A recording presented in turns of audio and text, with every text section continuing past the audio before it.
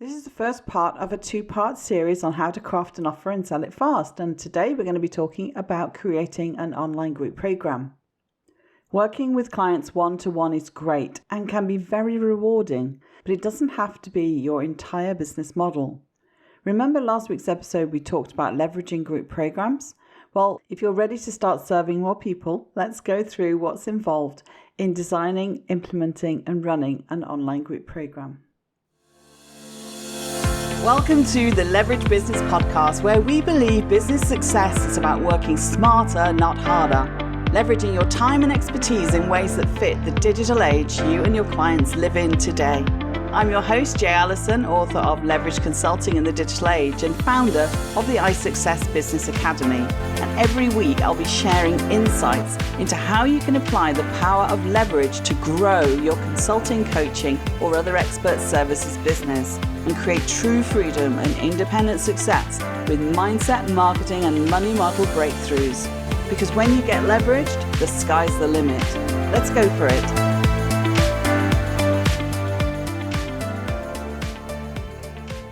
Hello, good morning, good afternoon, or good evening, wherever you are in the world. Welcome to another episode of the Leverage Business Podcast with me, Jay Allison. And today you're in for a real treat because I'm deconstructing online group programs so you can see exactly what's involved and decide if you're ready to go down this road. Remember last week's episode we talked about leveraging group programs? What's really neat is there's no cap on your income when you create an online group program because you can design it to cater for high numbers. And for your clients, well, people really love a good group program, so it's totally win-win. And I'm a big advocate of mixing things up in your business in order to create leverage for yourself and avoid the ups and downs, the pressures and strains of one-to-one consulting or coaching work. Working with clients one-to-one is great and can be very rewarding, but it doesn't have to be your entire business model. Ideally, you should have a mix of high-end clients and mid-end customers. And I love that I can help people through my group program, people who would probably not be right for our consulting services. Contrary to the whole load of work that you think business growth requires, to maximize your reach and revenue, you actually need to use the golden rule of less is more. Narrow your focus, streamline your process, package your system. You want to work towards achieving more with less, right? Leveraging your expertise in terms of what you offer, to whom you offer it, and how you deliver it. I'd hazard a guess there are a lot more people who are happy to pay for your knowledge in a group program or aren't yet at the point of affording or needing your personal attention. It's a bigger market and it's an easier price point for them to say yes to. So I'm going to tackle this in two parts. Today in this episode, part one, we'll look at creating the offer, designing the program, and look at what's involved in implementing how you deliver it. Then next week in part two, we'll look at building the sales process to help people find out about your program and make the decision to buy. So let's get started by just reminding ourselves why it's worth spending time and perhaps even a little money to create an online group program. When you create an online group program, you're able to leverage your expertise and offer that package several times a year or once a year for a big program. You're able to work with more people while offering a premium option for those who want to go deeper and have you help them implement their projects. Because when you only have a high-end consulting offer, you're limited to how many clients you can serve. Create an online group program that includes a variety of courses, resources, and support, and your expertise can be delivered in a much more flexible and interactive way. You need to be bringing in revenue in a reliable and consistent and dependable way before you start scaling things up, that's for sure, because it shows that you've got proof of concept and that people want what you have to offer. So I always advise starting off with pre-selling a pilot program. I help people get to the stage where your message matches your market and that your sales process is effective. If you're ready to start serving more people, let's go through what's involved in designing, implementing, and running an online group program. Here's what we're going to cover in part one. First of all, ideation and clarifying the audience, packaging a compelling offer, navigating the delivery logistics, content planning and activities, I'll tell you what that means in a moment, and mapping your implementation workflow. Now, I'll start with a little backstory. For the last decade of my life, I've been producing online courses and programs, but never really shared the intimate details of how we approach that and what I do. Recently, I've been working with a business group who are getting into the training provider game and had this approach that materials was the course. One guy showed me his course and the curriculum was really all over the place. Just one PowerPoint and no clear structure or way to take a learner from where they are, from their starting point to achieving the learning outcomes of the course. And it wasn't just designed to be at all well marketed. I mean, I felt this was really sad because it just wasn't done well. And yet he'd poured all his mind and heart into it. And for years, people have been coming to me to help me design their courses and professional development workshops and so forth. So finally, I've created a framework that takes people through exactly how to design a great group program from start to finish. In fact, this two-parter is a slice through what's covered in more detail in my own online group program, the Leverage Business Accelerator Program, LBA for short. Through LBA, I help my clients tackle the three big pieces of the puzzle of creating great offers that sell, and that's clarify, package, and scale. Said in more detail, that's how to clarify what you do to attract more of your ideal clients, how to package a core and compelling offer that delivers results for a hungry audience, and how to create a fast, effective, and scalable sales process. And indeed, half of what I include in my book are principles and process, and the other half are the practicalities. How much clarity? What kind of packages? How do I decide on pricing? How scalable are group programs? So I wanted in this episode as well to tackle a few typical questions I get from clients and prospective clients in our strategy calls. The first is around ideation and clarifying the audience. Interestingly, when I talk about the 3 steps of clarify, package, and scale, where many people get stuck, probably 8 times out of 10, is the clarifying stage. Here's a typical email message I get. My question is about the clarify part. I've spent a lot of time looking to align my purpose with my target audience, but I'm still struggling to nail my niche. We looked into this in my interview with Rebecca Tracy back in episode 16. We talked a lot about this initial foundation work and how you can think differently about what your niche might be so that you're not kind of going round and round in circles or wasting a lot of time trying to get it perfect. So I'm not going to go over that again here, but what I will say is this. When you start focusing on the challenges you help your clients overcome, instead of focusing on the services you offer or the content you want to get out there, you'll notice a turnaround in both engagement and take-up. A related question goes like this. I keep hearing about packaging your offer, but I'm not sure what that means. Is it the branding or your copy or something else? What am I missing? Okay, so before we go into packaging, let me preface the answer. There's a critical component that has to happen right in the very beginning, whether you're creating online courses or events or products or services, or quite frankly, anything that you want people to buy.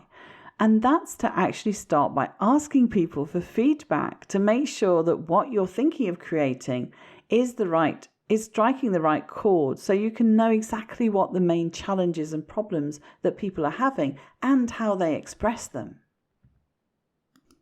It's really just enough to ask some very fundamental questions. So around this thing that you're creating, you need to pinpoint a few specifics. What do people really want to know about? What topics are they most interested in? What are the details of what people most want to hear about? You can ask them, what are your fears or concerns? What do you think you're really going to struggle with? What would stop you from actually moving forward?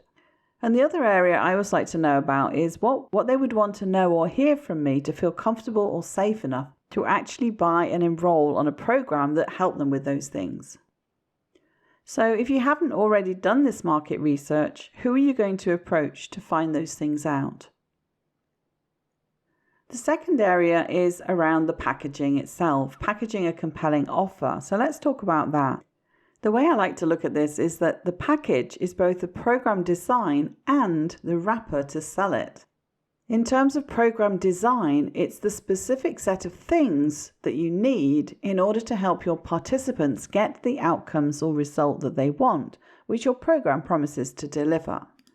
So that means the tangible embodiment of your delivery model, the program design, and the blend of modalities that are the means to achieving the promised result or outcomes. And it's also the framework you use, your unique methodology, a step-by-step to get your client from A to B. Your packaged offer is based on your expert system. It should incorporate your positioning, your credibility, your branding, your pricing. And what I tell my clients to do when they're creating their sales narrative is to really think about why this, why now, and why you. Often the packaging extends to the sales page and includes the unique value proposition based around your expert authority, the benefits, say, to the organization if it's a B2B offer, or to the individual if it's B2C. It sets out the features and cost. It's laid out in your brand style. The messaging, on the other hand, is around what you'll learn and what you'll be able to do as a result of the program, the benefits, and why that's important to solving your ideal client or customer avatar's needs and pain points, and why our program works better, faster than other programs like this or alternatives, and why us to deliver it. Get specific on purpose, audience, and modalities. There's another question that often comes up, and it's another interesting one, so I wanted to unpack it here for you too. It goes like this. Jay, in your book you mentioned value for money quite often. Can you explain a little bit more what that looks like in terms of how you package and price your offer? Okay, so let's dive into that. First of all, I would say the price is set on a mix of various considerations, and these include 1, the perceived value, i.e. what the prospect thinks they'll get or achieve. 2, the real value, and that means the money saved, the future earnings, the cost of inaction. 3, the strength of your positioning means that you can ask higher prices if you have already an authority or credibility in the marketplace.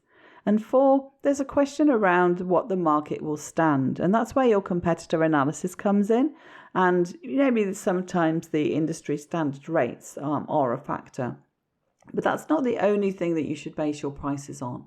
All 4 are equally important. A broader thing is this: great packages should be irresistible to a specific target market. So be specific about the transformation, about the audience's motivation for the end result they want. Your offer needs to have a clear and compelling title, tagline, and description that really speaks to what that reader, that visitor, that audience most need and want help with, and are willing to pay good money to get. When we charge high prices for our consulting or coaching, it's because it involves doing a lot of high-touch work with clients. If you move towards something that's more leveraged, that doesn't mean they don't get the results or that there isn't value in what you deliver. And in fact, you can blend in some one-to-one support if that's what it takes. And you can still earn the big bucks from online group programs. The more interaction with you that you build in, the more you can charge, both because it affects your own time and cost to deliver, and because the people get the results and they get a great group experience too. Let's look now at navigating the delivery logistics. Because another question that comes up for me and my clients is about the different modalities in delivering the program. Here's what a client asked me in a strategy call not so long ago. It's a little long-winded, but it's a great question. She said, I have an offer. It's kind of a hybrid of pre-made modules and live group sessions, but it's not something I can charge much for because it's quite hands-off. But if I add in more of my time to customize it or to work one-to-one with a client, it defeats the purpose of something leveraged. Is there like a perfect recipe for a high-end program that doesn't take up too much of my time to deliver it? And I had another client who was going down this same road and getting stuck in this balance, this question around balance really. And he said that to get people the big end result they want, he needs to customize it quite a bit, which is back to square one, and that it's not very scalable. So while I can't address that directly without knowing the specifics, I can say mostly the solution lies in identifying the typical path you take any client through and building customization around the core components through opportunities for dialogue, feedback, discussion, Q&A, and masterminding. and that really rarely do they absolutely need to sit down with you one-to-one. If it is an absolute prerequisite for them getting results, then that's what you blend in, even if it's just 1 or 2 sessions. It's certainly not a one-to-one level of engagement throughout the whole process. There's an awful lot that you can leverage that doesn't need your one-to-one time. And this is really what determines the blend of modalities when you create an online group program. In education speak, it's also called blended learning, although that originally was more to do with the blend of offline and online learning for university teaching. What I can do is give you some examples based on online group programs I've helped my clients develop. So one is a series of 6 modules based on a lesson pack used previously in live sessions, where participants also have access to a workbook, live Q&A calls on Zoom, and a little bit of one-to-one support. Another is 6 written modules, assignments, feedback, and executive team support. Another blend was 7 video-based modules, weekly assignments and feedback, and group coaching calls. And another one was a variation on that. And one lady offered 2 2-hour pre-recorded in-depth video trainings recorded from a live event, added into that a live 3-hour mastermind, and followed it on with individual coaching. So that leads us nicely into content planning and e-tivities. And I said I'd explain what I meant by that. And this is the place where I'm going to do that. So in designing my programs, I still always follow a framework I learned about 2 decades ago. It makes me feel really old. I was in the midst of a career in e-learning back in the day. And, the fundamentals of learning don't change. So they can't exactly go out of date. Anyhow, thinking about how to use the new digital tools makes different things possible, or easier or quicker to implement. And we used to come up with some amazing learning activities, but we just didn't have the technology to deliver them online like we can today. Well, there's 2 people from my university career days in the learning design space who I still follow for designing online group programs. They're actually both Brits, and they're both female. And don't get me wrong, there's plenty of international people I borrow ideas from, and men too, so I'm just teasing. The first lady is Gilly Salmon, Professor Gilly Salmon. She's actually emigrated to Australia a while back, but I did some work with her at the University of Leicester, I think around 2010. Anyway, Gilly's 5-stage model for online learning course design is infamous and has really stood the test of time within the field. And she also wrote a brilliant book called e-tivities, The Key to Active Online Learning. Despite being written back in 2002, can you believe that's almost 20 years ago?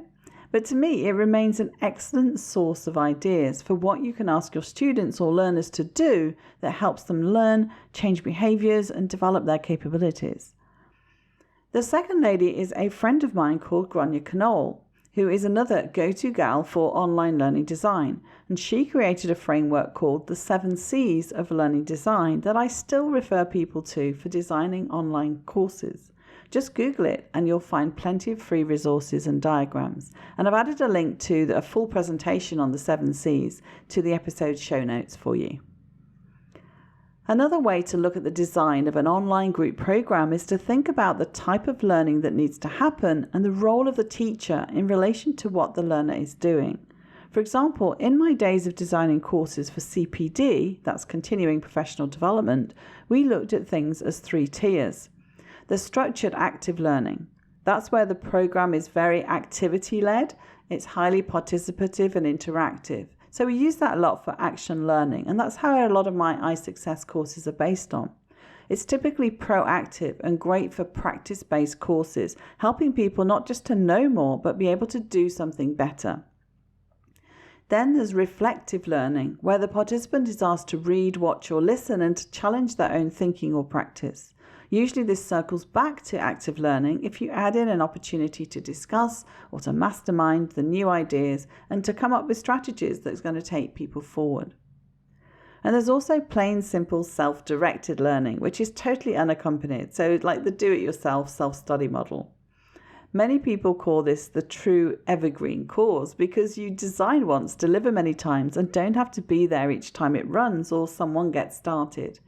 However, when you're dealing with transformation, it's very rare that somebody can kind of just do a course. So this is more like an information kind of product, which doesn't always serve what our audience needs to get the benefits, to get the real change and outcomes that they're looking for. So just be a little bit wary of thinking about evergreen courses as your route to passive income, because there's no such thing as passive income. And it really diminishes the transformation that you possibly are going to be able to bring to somebody if there's no input from you and there's no kind of feedback cycles and dialogue involved. Continuing professional development is something few of us are unfamiliar with. Even if you're self-employed and running a business, that's always things you'll be learning and improving on. And in the workplace, of course, it's more formalized in the form of industry-specific seminars, workshops, training courses. But it can also be informal through one's own reading, news updates and research, as well as in peer groups or mentoring. So the trick of designing online group programs is to give people structure and give people a path to success, whilst having a great experience working with others of like-minded people, all looking to achieve some kind of successful outcome from the work that they're doing. Lastly, let's look at the mapping of your implementation workflow. And this is simply to help you to run the program successfully. Although not strictly part of what's needed to craft the offer and sell it fast, because you can pre-sell your online group program before you've even built the first module, I wanted to include a bit on workflow. 1, because I love workflows, and 2, because many like to get organized and feel ahead of things. So I think it's useful to lay out exactly what's involved in running a program. And really all I mean by this is that you have a clear sense of the 3 stages of this whole process. 1, you have to design the online group program. The steps here are to do the market research, to do the outreach, to get interviews to talk about the focus and the design of the offer, to identify that all-important problem language we were talking about and understand how people want to learn and participate. And from there, the second stage is to create the narrative, the copy that's going to help people resonate with the offer, see the value and decide if it's right for them. And the offer can be made through a sales page, a discovery call, a webinar, or a series of emails. And all those things need to be created. So we'll talk about that side of things in next week's episode when we look at putting in place an effective sales process.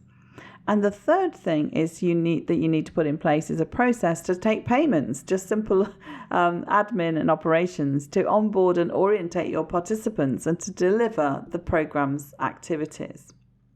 So it's worth mapping all of that out so that you can see what systems and VA support you might want to put in place to help you execute the process.